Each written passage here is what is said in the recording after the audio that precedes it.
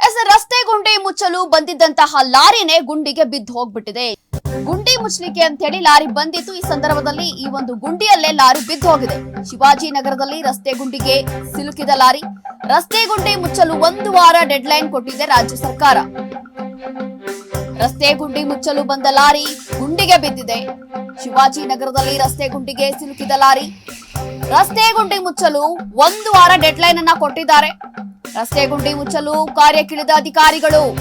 ರಸ್ತೆ ಗುಂಡಿಗಳ ವಿರುದ್ಧ ಸ್ಥಳೀಯರು ಆಕ್ರೋಶವನ್ನ ಹೊರಹಾಕ್ತಾ ಇದ್ದಾರೆ. ರಸ್ತೆ ಗುಂಡಿಗಳನ್ನ ಮುಚ್ಚುವಲ್ಲಿ ಸರ್ಕಾರದ ನಿರ್ಲಕ್ಷ್ಯ ಇಲ್ಲಿ ಎದ್ದು ಕಾಣ್ತಾ ಇದೆ. ಅಭಿವೃದ್ಧಿ ಕಡೆಗಣಿಸಿದ ಕಾಂಗ್ರೆಸ್ ವಿರುದ್ಧ ಸಮರ ಸಾರ್ತಾ ಇದ್ದಾರೆ. ರಾಜ್ಯ ಸರ್ಕಾರದ ವಿರುದ್ಧ ಈಗಾಗಲೇ ಬೀದಿಗೆ ಇಳಿದು ಬಿಜೆಪಿಯವರು ಪ್ರತಿಭಟನೆಯನ್ನ ಮಾಡ್ತಾ ಇರುವಂತದ್ದು ನೋಡಿ. ಅವರು ಒಂದು ಕಡೆ ಹೋರಾಟ ಮಾಡೋದಕ್ಕೂ ಅಥವಾ ಅದೇ ಟೈಮಲ್ಲಿ ಇಂತಹ ಒಂದು ಘಟನೆಗಳು ಆಗೋದಕ್ಕೂ ಎಲ್ಲವೂ ಕೂಡ ಸಿಂಕ್ ಆಗ್ತಾ ಇದೆ. ಸುಮ್ನೆ ಏನು ಪ್ರತಿಭಟನೆ ಮಾಡ್ತಿಲ್ಲ ಅವರು. ರಸ್ತೆ ಗುಂಡಿ ಮುಚ್ಚಬೇಕು ಅಂತ ಹೇಳಿ ಇಲ್ಲಿ ಒಂದು ಲಾರಿ ಬರುತ್ತೆ, ಆ ಲಾರಿನೇ ಗುಂಡಿಗೆ ಬಿದ್ದೋಗಿದೆ. ಇನ್ನು ಯಾವ ಮಟ್ಟಕ್ಕೆ ಆ ಒಂದು ಗುಂಡಿಗಳು ಇರಬಹುದು ಅಂತ ಯೋಚನೆ ಮಾಡಿ. ಈ ಒಂದು ಲಾರಿನೇ ಆ ಒಂದು ಗುಂಡಿಯಲ್ಲಿ ಬಿದ್ದು ಹೋಗಿದೆ ಅಂತಂದ್ರೆ ಏನು ಜನಸಾಮಾನ್ಯರು ದಿನನಿತ್ಯ ಸಂಚರಿಸುವಂತಹ ಜಾಗ ಅದು. ಇನ್ನು ಮನುಷ್ಯರ ಪರಿಸ್ಥಿತಿ ಏನು, ಅಥವಾ 2 ವೀಲರ್ಸ್ ಅಲ್ಲಿ ಬೈಕ್ಗಳಲ್ಲಿ ಹೋರಾಡ್ತಾರೆ ಆ ಒಂದು ರಸ್ತೆಗಳಲ್ಲಿ ಜನ, ಆ ಒಂದು ಸಂದರ್ಭದಲ್ಲಿ ಏನಾಗಬಹುದು ನೋಡಿ. ಈ ಒಂದು ದೃಶ್ಯಾವಳಿಗಳಲ್ಲಿ ನೋಡ್ತಾ ಇದ್ದೀರಿ, ಎಕ್ಸ್ಕ್ಲೂಸಿವ್ ದೃಶ್ಯಗಳು ಇದು. ಶಿವಾಜಿನಗರದಲ್ಲಿ ಆಗಿರುವಂತದ್ದು. ಬೆಂಗಳೂರಿನ ಶಿವಾಜಿನಗರ ಅಂತಂದ್ರೆ ನೋಡಿ, ಸಾವಿರಾರು ಜನ ದಿನನಿತ್ಯ ಇಲ್ಲಿ ಸಂಚಾರ ಮಾಡ್ತಾರೆ. ಬೆಂಗಳೂರಿನ ಸೆಂಟ್ರ್ ಸಿಟಿ ಇದು ಶಿವಾಜಿನಗರ ಅಂತಂದ್ರೆ. ಶಿವಾಜಿನಗರದಲ್ಲಿ ಸಾವಿರಾರು ಜನ ಸಂಚರಿಸುವಂತಹ ಜಾಗ ಇದು. ಒಂದು ಕಡೆ ಬಿಜೆಪಿಯವರು ರೋಡ್ಗೆ ಇಳಿದು ನಾವೇ ಗುಂಡಿ ಮುಚ್ತೀವಿ ಅಂತ ಹೇಳಿ ಮುಂದಾಗ್ತಾ ಇದ್ದಾರೆ. ಮತ್ತೊಂದು ಕಡೆ ಇಲ್ಲಿ ಗುಂಡಿ ಮುಚ್ಚಲಿಕ್ಕೆ ಅಂತ ಹೇಳಿ ಬಂದಿರುವಂತಹ ಲಾರಿನೇ ಇದೀಗ ಗುಂಡಿಗೆ ಬಿದ್ದು ಹೋಗ್ಬಿಟ್ಟಿದೆ.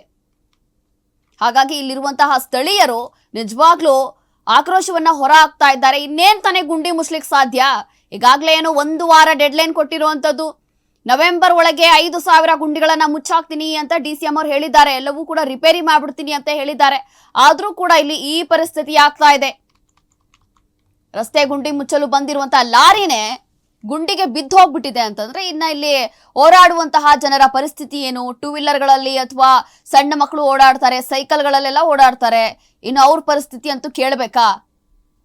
ಇಷ್ಟು ದೊಡ್ಡ ಲಾರಿನೇ ಅಲ್ಲಿ ಬಿದ್ದೋಗಿದೆ ಅಂತಂದ್ರೆ ಇನ್ನು ಬೇರೆಯವರೆಲ್ಲ ಏನ್ ಮಾಡ್ತಾರೆ?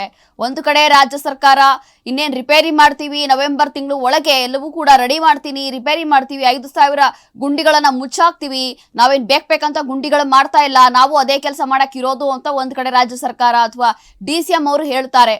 ಮತ್ತೊಂದು ಕಡೆ ಇಂಥ ಸೆಂಟ್ರ್ ಸಿಟಿಯಲ್ಲಿ ಆಗಿರುವಂತಹ ಈ ಒಂದು ಘಟನೆಗಳು ನೋಡಿದ್ರೆ ಇನ್ ಯಾವ ಸೀಮೆ ಬ್ರ್ಯಾಂಡ್ ಬೆಂಗಳೂರು ಅಂತ ಅನ್ಸುತ್ತೆ ಇದೆಲ್ಲ. ಇದು ನೋಡಿ ನಮ್ಮ ಬ್ರ್ಯಾಂಡ್ ಬೆಂಗಳೂರು ಪರಿಸ್ಥಿತಿ ಇವಾಗ. ಶಿವಾಜಿನಗರ ಅದು ಇದು ಬೇರೆ ಯಾವುದೋ ಹಳ್ಳಿನೋ ಅಥವಾ ಬೇರೆ ಯಾವುದೋ ಮೂಲೆ ಅಲ್ಲ, ಇದು ಶಿವಾಜಿನಗರ. ಇದು ಶಿವಾಜಿನಗರದಲ್ಲಿ ಈ ಪರಿಸ್ಥಿತಿ ಆಗಿರುವಂತದ್ದು. ಹಾಗಾಗಿ ಕನಿಷ್ಠ ಪಕ್ಷ ಇವಾಗಾದ್ರೂ ಏನಾದ್ರೂ ರಾಜ್ಯ ಸರ್ಕಾರ ಎಚ್ಚೆತ್ತುಕೊಳ್ಳುತ್ತಾ ಅಥವಾ ಏನಾದ್ರೂ ಕ್ರಮವನ್ನ ತೆಗೆದುಕೊಳ್ಳುತ್ತಾ ಅಂತ ನೋಡ್ಬೇಕಾಗತ್ತೆ. ಇಷ್ಟೆಲ್ಲ ಆಗ್ತಾ ಇದೆ ಅಂತಂದ್ರೆ ಒಂದು ಕಡೆ ಬಿಜೆಪಿಯವರು ರೋಡ್ಗಿಳಿದು ಪ್ರತಿಭಟನೆ ಮಾಡ್ತಿದ್ದಾರೆ. ಆತರ ಏನಾದ್ರೂ ಹೇಳಕ್ ಹೋದ್ರೆ DCM ಅವರು ಹೇಳೋದು ನೋಡಿ, ನೀವು ನಮ್ಮ ಮನೆ ಹತ್ರ ಯಾವ ಗುಂಡಿ ಇದೆ, ಏನಾಗ್ತಾ ಇದೆ ಅಂತ ನೀವು ಬಂದು ಹೇಳ್ತಾ ಇದ್ದೀರಾ, ಹೋಗಿ ಅಲ್ಲಿ ಪ್ರಧಾನಿ ಮೋದಿಯವರ ಮನೆ ಮುಂದೆ ಎಷ್ಟು ಗುಂಡಿಗಳಿದೆ ಅದನ್ನ ನೋಡಿ ಅಂತ ಹೇಳಿ ಕೌಂಟರ್ ಕೊಡ್ತಾರೆ. ಇಲ್ಲಿ ರಾಜಕೀಯ ಬೇಡ. ಇದ್ರಲ್ಲೂ ಕೂಡ ಅವ್ರ ಮನೆ ಹತ್ರ ಎಷ್ಟು ಗುಂಡಿ ಇದೆ, ಇವ್ರ ಮನೆ ಹತ್ರ ಎಷ್ಟು ಗುಂಡಿ ಇದೆ, ಇದೆಲ್ಲ ಪ್ರಶ್ನೆ.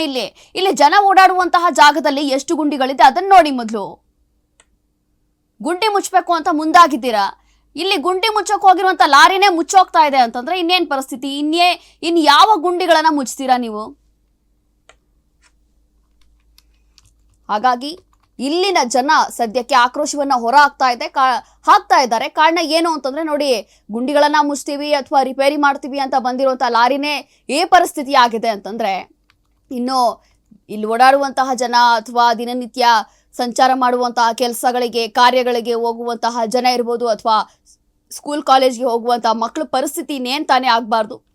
ಹಾಗಾಗಿ ಕೂಡಲೇ ಸರ್ಕಾರ ಇದನ್ನೆಲ್ಲ ನೋಡ್ಬೇಕಾಗತ್ತೆ. ಇಂತಹ ಒಂದು ಘಟನೆಗಳನ್ನ ಕನಿಷ್ಠ ಪಕ್ಷ ಗಮನ ಕೊಟ್ಟು ಏನೋ ಒಂದು ಕ್ರಮ ತೆಗೆದುಕೊಳ್ಬೇಕಾಗತ್ತೆ. ಈಗಾಗಲೇ ನಮ್ಮ ಬ್ರ್ಯಾಂಡ್ ಬೆಂಗಳೂರಲ್ಲಿ ಇರುವಂತಹ ದೊಡ್ಡ ದೊಡ್ಡ ಕಂಪನಿಗಳು ಅಥವಾ ಸಂಘ ಸಂಸ್ಥೆಗಳು ನಾವು ಬೇರೆ ಕಡೆ ಶಿಫ್ಟ್ ಆಗ್ಬಿಡ್ತೀವಿ ಅಂತ ಹೇಳಿ ಮುಂದಾಗ್ತಾ ಇದ್ದಾರೆ. ಬೆಂಗಳೂರು ಸವಾಸನೇ ಬೇಡಪ್ಪ, ಯಾರಿಗ್ ಬೇಕು ಈ ತಲೆನೋವು? ಅದೆಷ್ಟೋ ವರ್ಷಗಳಿಂದ ನಾವು ಟ್ಯಾಕ್ಸ್ಗಳು ಕಟ್ತಾ ಇದ್ದೀವಿ, ಆದ್ರೂ ಕೂಡ ಇದೇ ಗುಂಡಿ, ಇದೇ ರಸ್ತೆ, ಇದೇ ಪರಿಸ್ಥಿತಿ. ಮಳೆ ಬಂತು ಅಂತಂದ್ರೆ ಅಯ್ಯೋ ಬೇಡವೇ ಬೇಡ, ಬೆಂಗಳೂರಲ್ಲಿ ಏನಕ್ಕಾದ್ರೂ ಮಳೆ ಬರುತ್ತೋ ಅಂತ ತಲೆ ಚಚ್ಕೋತಾರೆ ಜನ, ಅಂತ ಪರಿಸ್ಥಿತಿ ಇದೆ. ಹಾಗಾಗಿ ಇಲ್ಲಿನ ಜನ IT-BT ಕಂಪನಿಗಳು, ದೊಡ್ಡ ದೊಡ್ಡ ಕಂಪನಿಗಳೆಲ್ಲವೂ ಕೂಡ ನಾವು ಬೇರೆ ಕಡೆ ಶಿಫ್ಟ್ ಆಗ್ತೀವಿ ಅಂತ ಹೇಳಿ ಮುಂದಾಗ್ತಾ ಇದ್ದಾರೆ. ಆ ಪರಿಸ್ಥಿತಿ ಬಂದಿದೆ. ಇನ್ನೂ ಅದೆಷ್ಟು ದಿನ ಅಂತ ಇದೇ ತರ ನಡೆಯುತ್ತೋ ಏನೋ ಗೊತ್ತಿಲ್ಲ. ಆದ್ರೂ ಕೂಡ ಇದು ಶಿವಾಜಿನಗರದಲ್ಲಿ ಆಗಿರುವಂತಹ ಘಟನೆ ನೋಡ್ತಾ ಇದ್ರೆ ಒಂದು ಕಡೆ ಭಯ ಆಗುತ್ತೆ.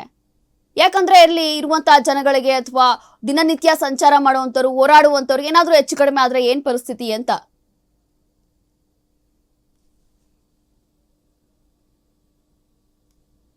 ಇನ್ನು ಈ ಒಂದು ಲಾರಿ ಏನ್ ಬಂದಿರುತ್ತೆ ಗುಂಡಿ ಮುಚ್ಚಕ್ಕೆ, ಇದೇ ಸಂದರ್ಭದಲ್ಲಿ ಯಾರಾದ್ರೂ ಮಕ್ಕಳು ಅಥವಾ ಬೇರೆ ಯಾರೋ ನಡ್ಕೊಂಡು ಬರುವಂತಹ ಸಂದರ್ಭದಲ್ಲಿ ಅಥವಾ ಏನಾದ್ರೂ ಹೆಚ್ಚು ಕಡಿಮೆ ಆಗಿದ್ರೆ ಏನ್ ಪರಿಸ್ಥಿತಿ ಆಗ್ತಿತ್ತು, ಅಥವಾ ಇದಕ್ಕೆಲ್ಲ ಯಾರು ಹೊಣೆ ಆಗ್ತಾ ಇದ್ರು?